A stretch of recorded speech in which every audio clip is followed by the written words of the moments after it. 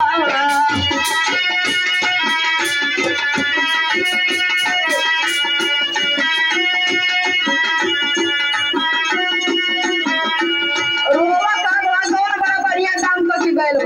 भाई काहे ना कैलन अपने हक में ना नहीं कैलन तो हमारे हक में तो कैबे कैलन।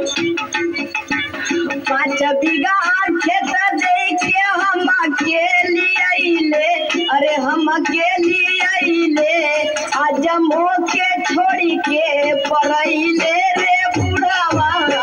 मत रोवा एक दिन सबके ही धरती छोड़ के जाए के बाद।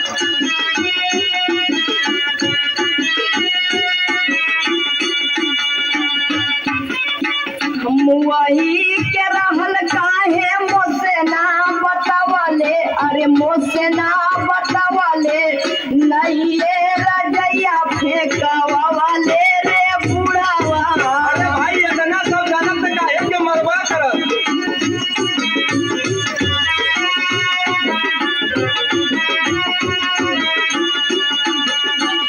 घरही में मरी के बवलावा बढ़वले, बवलावा बढ़वले, अरे खटिया ना बहरे बहिरवले रे बुढ़ावा।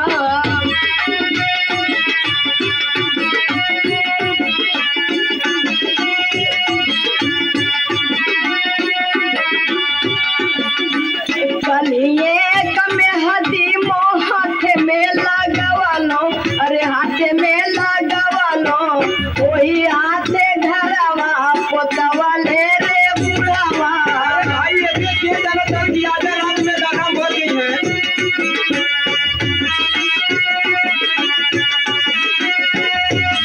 देखा जब होगन का मम्मी अब बहुत हो गल, पागल मत बना, एकदम कुछ सबूर करा।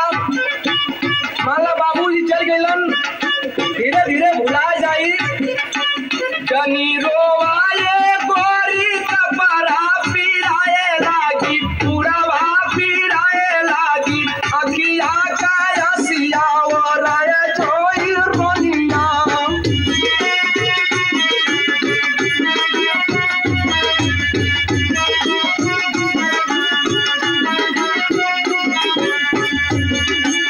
गर्मी में मुअल होते तेरा ही करावतो, ए झाला में मर के बुढ़वा रद्द रसुआ कर देलस। का करबू 5 बीघा खेत आलू हो तो के लियो में बेच देलन, कहां से करही होई।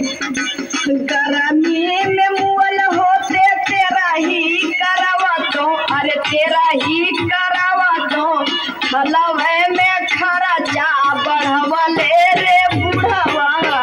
हां दादा के आदमी तैयार कर देला बना थोड़ा सस्ता मिला।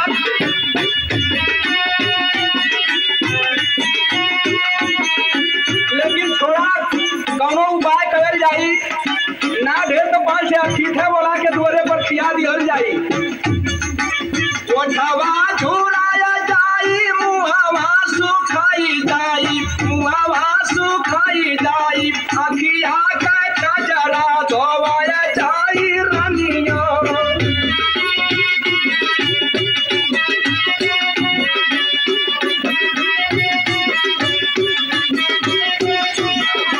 मेहरी से पतोहिया बनवले रे बुढ़वा।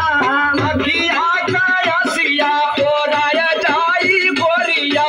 नहीं ये रजैया फेंकवाले रे बुढ़वा। अखिया का कजरा धोवाया जाई